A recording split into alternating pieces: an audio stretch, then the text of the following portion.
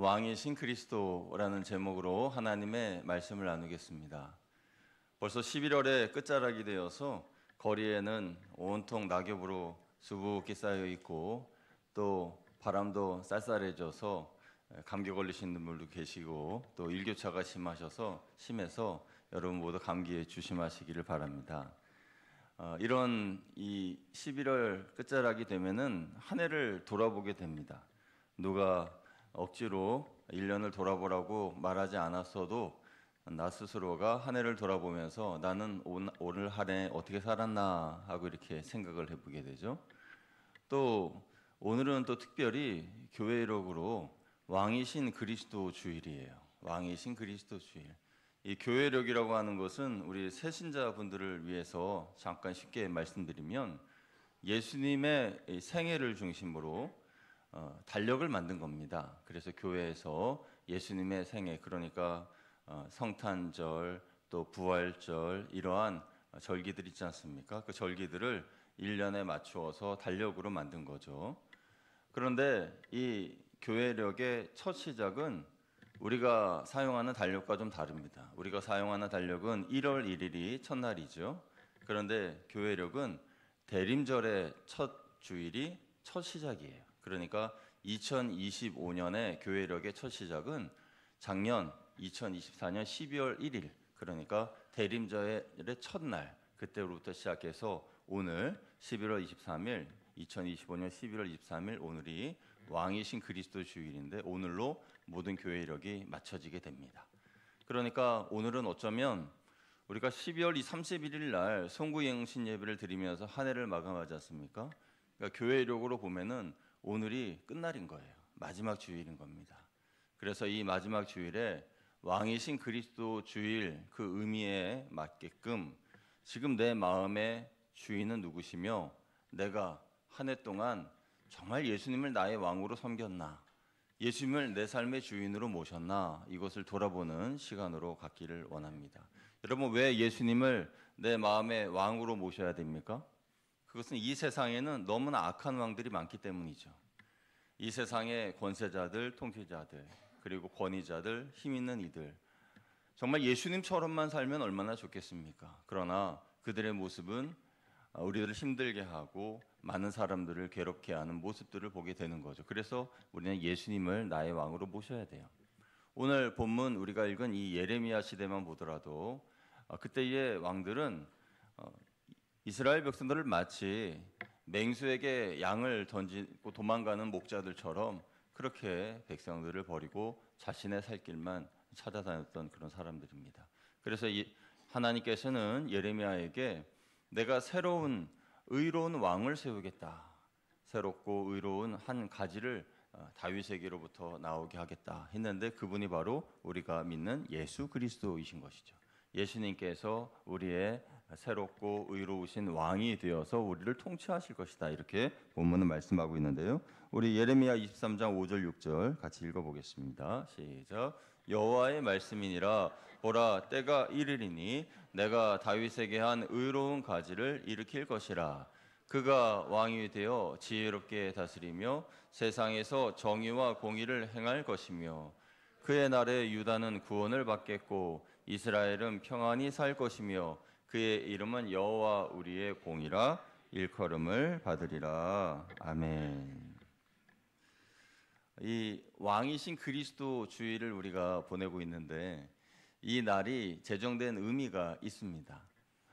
1925년에 이 날이 제정이 되었는데 그때 당시에 교회는 심각한 영적 도전을 맞았습니다. 뭐냐면 1차 세계대전이 끝나고 나치즘이나 공산주의 그리고 세속의 권세와 또 무신론 이러한 사상과 이념들이 교회를 위협하고 있었어요.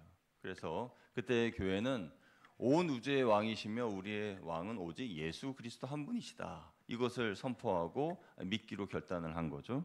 그래서 왕이신 그리스도의 주일이 정해지게 된 것입니다. 인간의 역사는 한편으로 보면은 죄의 역사라고 할 수가 있고요. 악한 왕들의 이야기라고 할 수 있고 그들의 멸망의 이야기라고 할 수 있습니다. 물론 다른 한편으로는 의로운 왕과 또 선한 역사들이 기록되어 있지만 한편이 그렇다는 거예요. 그래서 그 이야기는 지금도 계속 이어지고 있고 지금의 권세자들과 통치자들도 하나님의 말씀을 떠난 악한 일로서 그들의 한 페이지를 이어나가고 있고 우리들은 그들의 멸망의 모습을 보게 될 것이라는 거죠. 그래서 오직 예수 그리스도만이 우리의 참된 왕이시라는 것을 우리가 믿고 이 시간 우리의 마음에 예수님을 왕으로 모셔야 한다는 것입니다. 여러분 지난 한 해를 돌아보면서 나는 누구를 나의 왕으로 섬기며 살았습니까? 여러분 마음속에 진정한 왕으로서 예수님을 모시고 살았습니까? 아니면 그 다른 어떤 것을 의지하며 살았습니까? 내 마음의 왕이 누구신지를 정확하게 알 수 있으려면 내가 누구를 의지하며 살았는지를 생각해 보면 됩니다. 돈을 의지했는지, 사람을 의지했는지, 명예를 의지했는지, 힘을 의지했는지 나 자신을 돌아보면 되겠죠. 그러면 그 의지했던 그것이 나의 왕입니다. 그것을 나는 섬기며 살아왔던 것이죠. 그래서 오늘 이 시간 왕이신 그리스도 주일을 맞이한 우리들은 어찌 보면 내 마음에 진정한 왕이신 예수님을 다시 모셔드리는 그러한 시간입니다. 영적 대관식을 갖는 그런 날이라고 할 수가 있어요. 여러분 세상 임금들의 대관식은요, 그 왕관이 참으로 아름답고 멋있습니다. 황금으로 만들고 그 왕관에 보석이 박혀 있고, 그래서 그 왕관을 쓰고 말이죠. 그리고 그 옷은 멋있고 아름다운 그러한 외투를 입고 또 손에는 칼이나 이 지팡이를 들고 호를 들고 세상을 명령하는 그런 왕의 모습을 보게 됩니다. 그런데 우리 예수님의 대관식은 그런 왕들의 모습과는 좀 많이 다릅니다. 예수님의 대관식은 어찌 보면 비참하기까지 합니다. 거칠고 투박한 나무에 예수님은 양 팔과 다리가 못이 박힌 채 올라가셔서 그 십자가에 달린 채 가시로 만든 면류관을 쓰시고, 그리고 예수님이 입으신 그 옷은 왕들이 입은 그러한 화려한 옷이 아니라 벌거벗겨진 채 그렇게 예수님은 십자가에 달리셨습니다. 그러니까 세상의 왕들의 대관식과 예수님의 대관식은 이렇게 차이가 크다라는 것이에요. 사람들은 왕이신 예수님을 이렇게 조롱했습니다. 누가복음 23장 36, 38절에는 이렇게 기록되어 있습니다. 우리 같이 한번 읽어보겠습니다. 시작. 군인들도 희롱하면서 나와 신포도주를 주며 이르되 내가 만일 유대인의 왕이면 내가 너를 후원하라 하더라. 그의 위에 이는 유대인의 왕이라 쓴 패가 있더라. 아멘. 저들은 내가 유대인의 왕이냐? 그러면 너를 구원하라 라고 말을 합니다. 그런데 여기서 세상의 임금과 우리의 임금이신 예수님의 차이점이 드러나는 거예요. 세상의 임금들은요, 백성들의 피를 밟고 올라서서 자신의 영광을 취하는 사람들이에요. 그런데 예수님은요, 당신의 피를 쏟으시고 백성들을 구해내신 임금이십니다. 그러니까 세상 임금과 예수님이 어떤 차이가 있는지를 분명히 알 수가 있는 것이죠. 예수님은 침묵하셨고 희생하셨습니다. 그렇다고 예수님이 힘이 없으신 것도 아니었어요. 그 십자가 위에서 12영이나 더 되는 천사들을 불렀으면 그 모든 상황을 다 바꿔버리실 수 있었습니다. 세상을 심판하실 수 있었어요. 그런데 예수님은 참으셨습니다. 왜요? 저와 여러분을 구원하시기 위해 참으셨습니다. 죄인인 우리를 살리기 위해 왕이 가진 모든 영광과 소유를 버리셨습니다. 그리고 우리가 겪어야 할 저주를 대신 받으셨습니다. 그분이 바로 우리의 왕이요 우리의 그리스도이신 예수님이신 것입니다. 예수님이 우리의 왕과 그리스도가 되신 것은 우리 위에 군림하시기 위해서가 아니라 우리에게 자신의 생명을 주시기 위함이었어요. 그리고 우리가 가지고 있는 비참함과 수치심과 그리고 죄책감, 그런 모든 것들을 다 십자가에서 씻어주시기 위해서 우리를 위해 십자가에 달려 죽으신 겁니다. 여러분 혹시 길트 컬처와 쉐임 컬처라는 이야기를 들어보신 적이 있습니까? 길트 컬처라는 것은 죄책감 문화고 쉐임 컬처라는 것은 수치심 문화입니다. 문화 인류학에서 자주 말하는 그런 용어이긴 한데, 그런데 우리 한국 교회의 많은 성도들이 이 죄책감 문화와 수치심 문화에 젖어서 살아가고 있는 모습을 보게 됩니다. 그러니까 이 죄책감 문화라고 하는 것은 순기능을 말씀드리자면 자기 마음에 있는 양심이 어떤 잘못을 하지 않게끔 늘 자기 자신을 채찍질하고 깨우치게 하고 이야기하는 것이죠. 어떤 잘못된 행동을 할 때 하면 안 돼 하면서 자기를 보호해 준다는 거예요. 그런데 이러한 장점보다도 단점이 더 많은 거죠. 그래서 무언가 죄에 대한 그런 강박증으로 시달리는 그런 성도들이 많이 있다라는 것입니다. 잘못을 저질렀을 때에 물론 진정으로 회개하면 거기에 대해서 자유함을 얻을 수가 있지만은, 그러나 과도한 자기 비난으로 이어질 수 있고, 이를 잘못된 권위자가 오용하고 남용해서 자신의 통제의 수단으로 사용할 수도 있다는 거예요. 자꾸만 정죄감을 주면서 자기가 말하는 대로 소위 가스라이팅을 할 수 있다라는 것이죠. 그 죄책감으로 인하여서 괴로워하다 보면 하나님과의 관계가 멀어지게 되고 사람과의 관계도 멀어지게 되는 겁니다. 회개하면 되지요, 이렇게 이야기할 수 있지만 많은 성도들이 그 회개라고 하는 단어를 잊어버리거나 어떻게 회개하는지를 모르는 경우들이 있는 것 같아요. 이 죄책감 문화는 우리 삶에 깊은 뿌리를 내리고 있는데, 이 죄라는 것이 하나님과의 관계를 파괴시킵니다. 창세기 3장에 보면 아담과 하와가 죄를 짓고 하나님으로부터 멀리 숨어 있는 모습을 보게 됩니다. 그들은 자신의 벗은 모습을 보며 부끄러워하죠. 그러니까 이 죄책감 문화라는 거 하는 것은 수치심 문화와 그대로 연결이 되는데요. 이 수치심 문화도 자신의 명예를 지키기 위하여서 노력하는 것에 대한 순기능이 있을지 몰라도 역시 단점이 많습니다. 그래서 자기로 인하여서 가족이 불명예스럽고 공동체가 불명예스러워질까 봐 두려워하는 것, 그리고 자기를 비하하고 숨고 사회로부터, 어떤 조직으로부터, 공동체로부터 자꾸만 숨고 떠나려고 하는 그런 모습들, 자기를 괴롭히는 그러한 모습들을 보게 되는데, 의외로 이런 모습이 그리스도인들의 삶에 많이 나타난다라는 것이에요. 제가 이런 말씀을 드리는 이유는 이런 죄책감과 수치심으로 괴롭힘을 당하는 분들이 의외로 많이 계시고 자신을 괴롭히는 분들이 계시기 때문입니다. 특히 교회 안에서 내가 맡은 직분과 직책을 잘 감당하지 못했다는 생각이 들 때에 죄책감과 수치심으로 괴로워하는 분들이 있습니다. 그런 마음과 생각을 가지신 분들을 하나님이 보실 때에 뭐라고 하나님이 말씀하실까요? 성경은 하나님의 생각이 기록되어 있는 책이죠. 성경의 여러 구절을 보면은 예수님께서, 우리의 왕과 그리스도가 되신 예수님께서 우리가 당해야 할 수치를 대신 당하셔서 평화와 의로움과 치유를 주셨다라고 말씀하고 있습니다. 우리 성경 몇 군데 읽어봅니다. 이사야 53장 5절 6절 같이 읽어보겠습니다. 시작. 그가 찔림은 우리의 허물 때문이요 그가 상함은 우리의 죄악 때문이라. 그가 징계를 받음으로 우리는 평화를 누리고 그가 채찍에 맞음으로 우리는 나음을 받았도다. 우리는 다 양 같아서 그릇 행하여 각기 제 길로 갔거늘 여호와께서는 우리 모두의 죄악을 그에게 담당시키셨도다. 아멘. 베드로전서 2장 24절 읽습니다. 시작.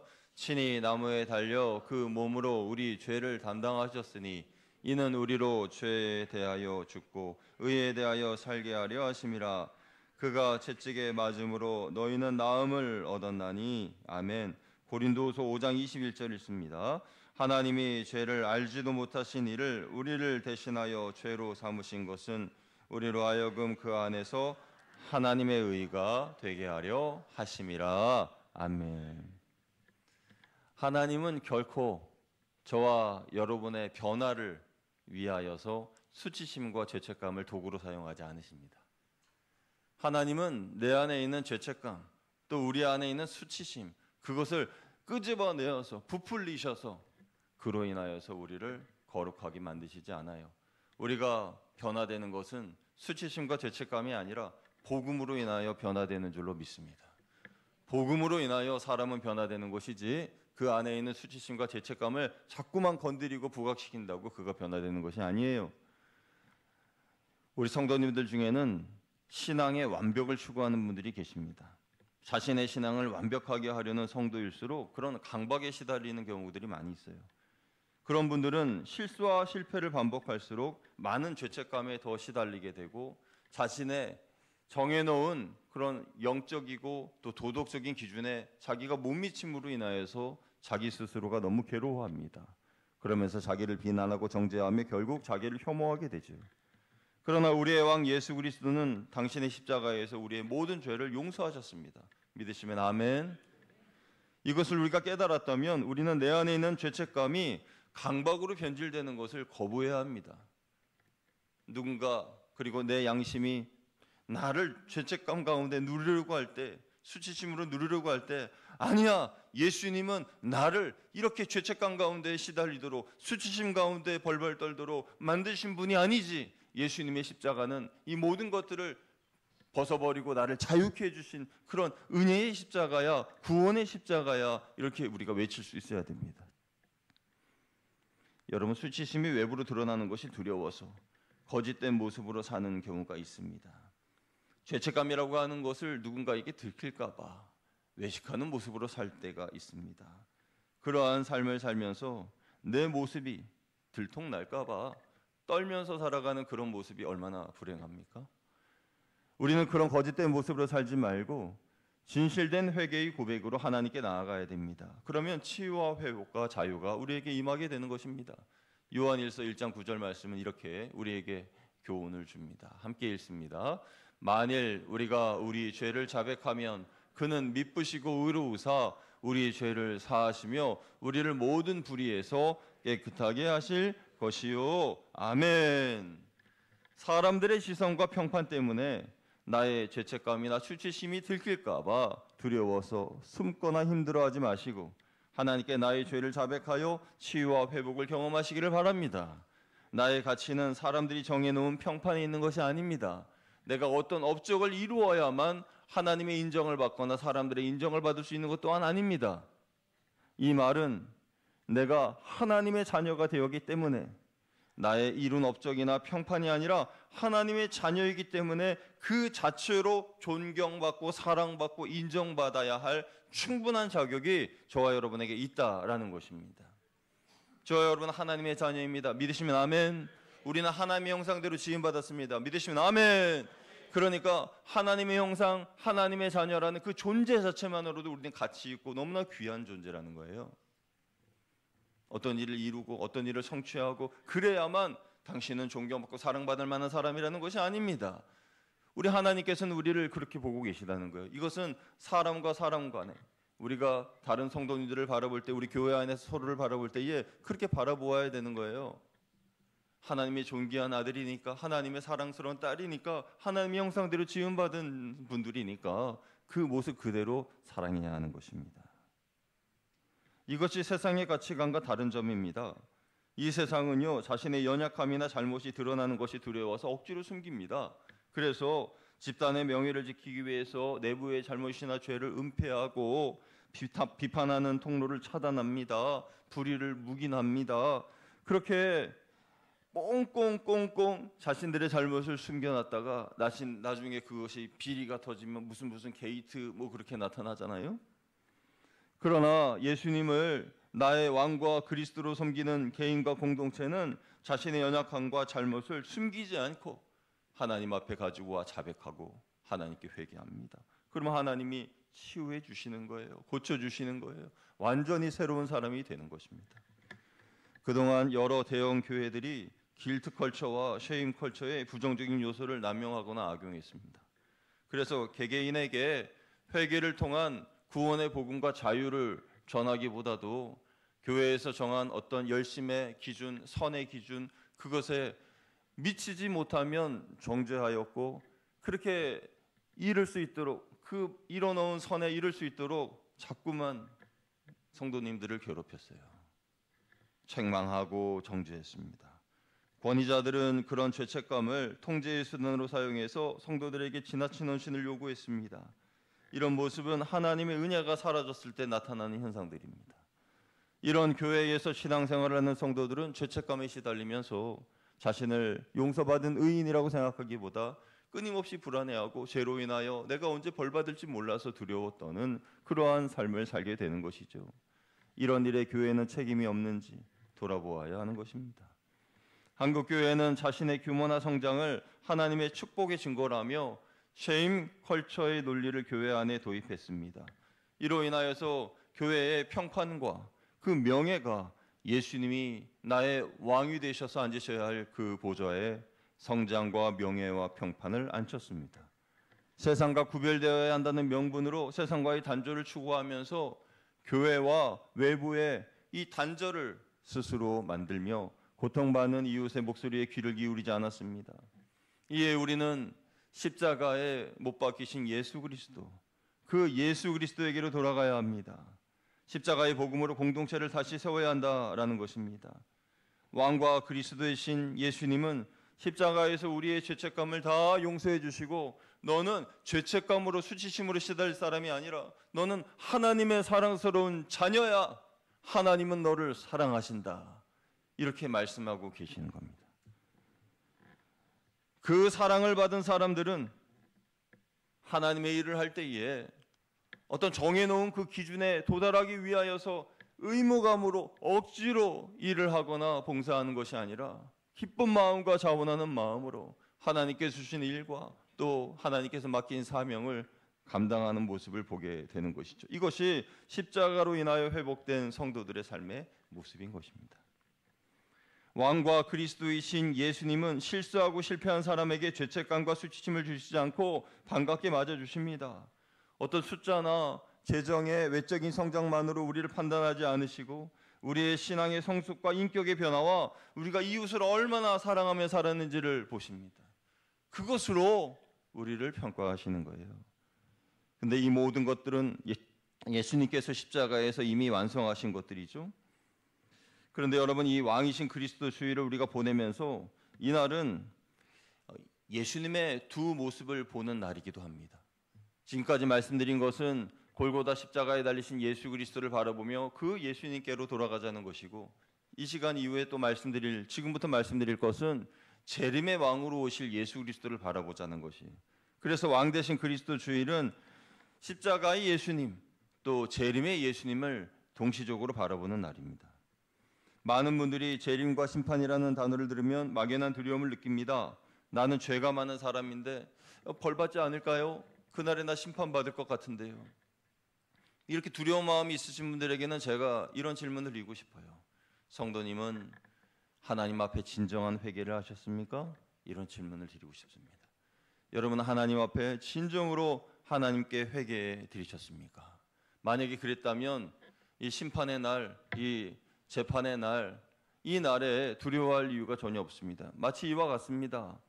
법정에 들어가서 재판을 받아야 하는 그런 사람이 그 재판장이 문을 열고 들어와서 당신은 무죄입니다. 이따가 법정에서 재판을 할 텐데, 그런데 그 재판은 형식적인 거고 이미 우리가 다 판단해 보니까 당신은 무죄인 것이 판결됐어요. 마음 편하게 가지고 법정에 들어오세요. 이렇게 만약에 이야기를 해주셨다. 그러면은 그 재판장에 들어갈 때에 여러분 마음이 얼마나 편합니까?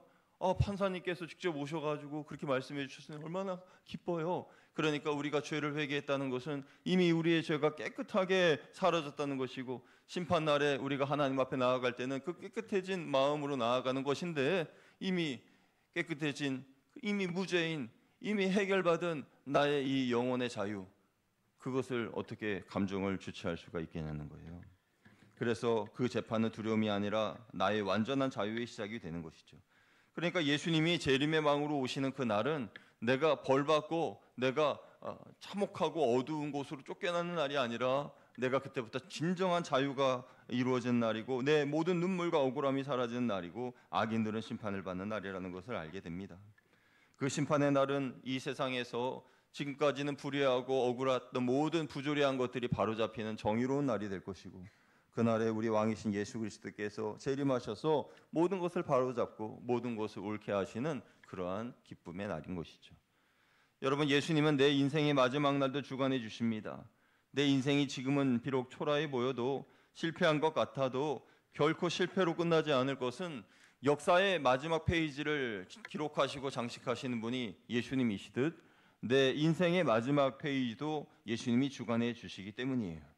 그래서 예수님은 소망 없는 나를 일으키셔서 내일을 살아갈 용기를 주시는 나의 진정한 왕이십니다. 여러분, 모든 것을 다 이룬 권력자가 있었습니다. 이 사람은 내 사전에 불가능이란 없다 이렇게 외치면서 유럽을 자신의 말발굽 아래 두려고 했던 정복자예요.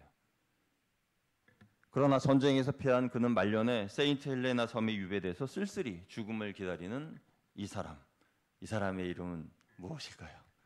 여러분 잘 아실 겁니다. 이 사람은 나폴레옹 보나파르트입니다. 그는 유배지에서 자신의 인생을 되돌아보면서 예수 그리스도만이 진정한 왕이심을 깨닫게 되었습니다. 죽을 날이 가까이 오니까 그걸 깨닫게 된 거예요. 자신의 유배 생활과 임종의 순간까지 함께했던 몽톨롱 백작이라는 사람이 있습니다. 그에게 남긴 참회의 고백이라고 하죠. 그의 고백은 이렇습니다. 나는 칼로 세계를 정복하려 했으나 실패했다. 그러나 나사렛 예수는 사랑으로 온 세계를 정복했다. 주 예수여, 나는 칼로 세계를 정복했으나 나를 위해 죽어줄 자는 하나도 없습니다. 그러나 주 예수님은 십자가 사랑으로 세상을 정복했습니다. 지금도 주님을 위해 죽고자 하는 자는 수십억입니다. 주님, 당신은 진정한 승리자입니다. 나는 당신 앞에 무릎을 꿇습니다. 이런 고백을 남겼다고 해요. 그는 이 땅에서의 모든 소망이 사라지자 비로소 그의 눈에 예수 그리스도께서 진정한 왕이시라는 것을 알게 된 것입니다. 자신이 세웠던 왕국은 이름만 남은 허울뿐이고 예수님이 세우신 왕국이야말로 시간과 공간을 초월하신 진정한 사랑의 왕국임을 깨닫게 된 것입니다. 사랑하는 여러분, 무엇이 진짜 힘입니까? 칼은 사람의 몸은 굴복시킬지 몰라도 그의 영혼은 굴복시킬 수 없습니다. 반대로 예수님은 십자가의 사랑으로 우리의 마음을 정복하셨습니다. 그래서 우리는 그 사랑에 굴복하여 이 시간 예배드리며 하나님의 나라와 의를 위하여서 살아가고 있는 것 아니겠습니까? 그렇다면 2025년의 마지막 교회력을 맞이하는 우리들은 예수님의 백성들로서 예수님을 나의 왕으로 섬기면서 어떻게 살아야 할까요?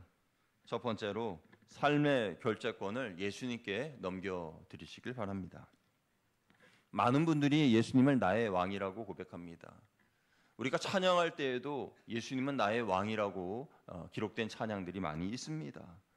그런데 예수님을 나의 왕이라 부르면서 실제로는 비서처럼 대합니다. 계획은 내가 다 세우고 그리고 예수님께는 이대로 잘 되게 도장만 찍어주세요. 이렇게 이야기하는 기도를 우리는 자주 드립니다. 이것은 예수님을 나의 왕으로 모시는 태도가 아닙니다. 예수님을 진짜 나의 왕으로 모셨다면 매사에 주님 어떻게 하면 좋을까요? 하고 모든 선택권을 예수님께 드려야죠. 그리고 예수님께 말씀을 아뢰고 듣고 그 뜻대로 행해야죠. 자녀 교육, 직장 이직, 재정 문제 앞에서 나의 욕심을 내려놓고 주님의 뜻을 먼저 묻는 것이 왕의 백성으로서의 삶의 첫 번째 단계입니다. 둘째로 하나님 나라의 법인 사랑과 섬김의 법을 실천해야 됩니다.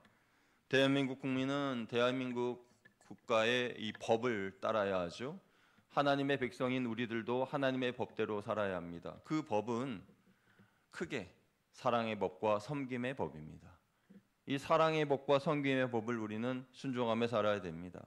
예를 들어서 우리가 집안에서 배우자와 막 싸울 때에 세상은 말하기를 주도권을 먼저 잡는 사람이 평생 간다 이런 말을 합니다. 그런데 예수님 말씀하신 사랑의 법은 네가 먼저 저주어라, 네가 먼저 양보해라, 지는 자가 결국은 사랑으로 이기는 것이다 이렇게 말씀을 하시죠. 직장에서도 마찬가지입니다. 동료와 경쟁하고 싸울 때에 그 사람을 짓밟고 올라가야지만 성공할 수 있다고 하는데 그러나 하나님 나라의 법은 그렇지 않습니다. 함께 상생할 수 있고 함께 갈 수 있습니다. 그리고 하나님 나라의 법으로 서로 세워줄 수 있습니다.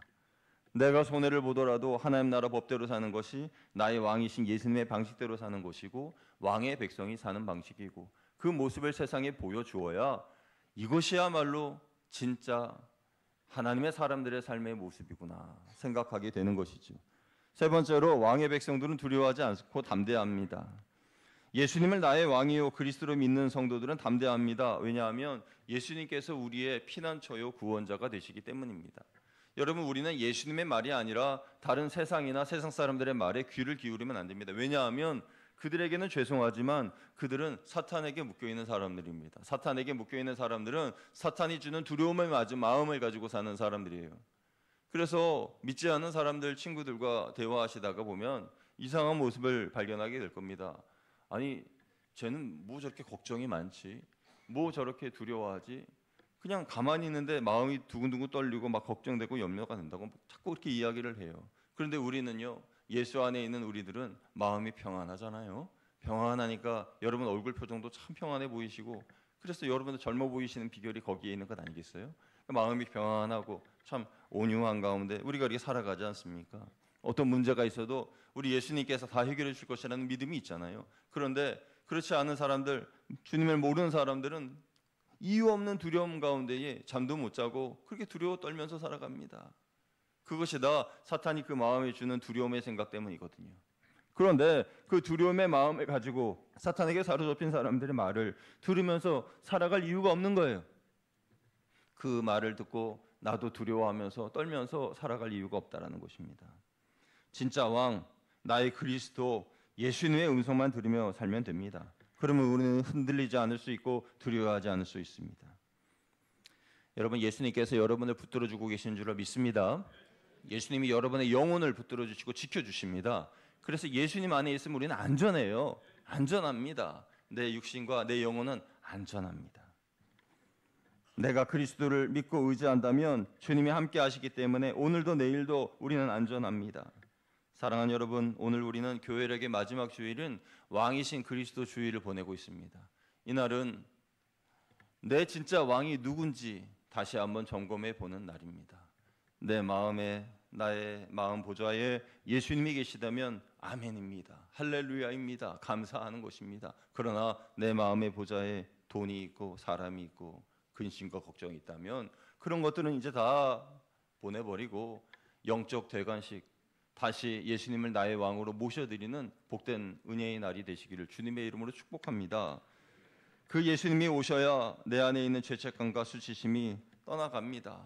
예수님이 그것들을 바다 한가운데 던지시고 그리고 내 마음에 기쁨과 평화가 은혜를 부어주시죠.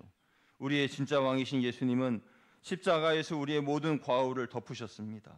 그리고 우리를 사랑으로 다스려 주십니다. 그리고 우리의 미래를 지켜주시고 함께해 주십니다. 이것이 복음입니다. 이 복음이 우리를 치유하고 자유케 하는 것입니다.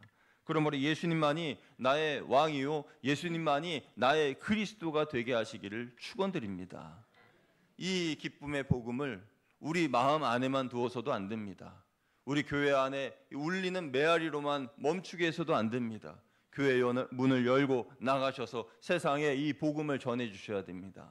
그래서 주님을 알지 못하는 이들에게 당신의 왕도 그리스도요, 당신을 구원할 그리스도도 예수님이십니다. 이렇게 외칠 수 있는 저와 여러분이 되시기를 축원드립니다. 이 복된 복음의 은혜가 이번 한 주간 저와 여러분과 함께 하시기를 주님의 이름으로 축원드립니다. 함께 기도하겠습니다. 사랑의 하나님, 내 모든 죄책감과 수치심을 깊은 바다에 던지시고 우리를 자유케 하시고 십자가의 보혈로 사랑과 생명으로 함께하여 주심에 감사를 드립니다.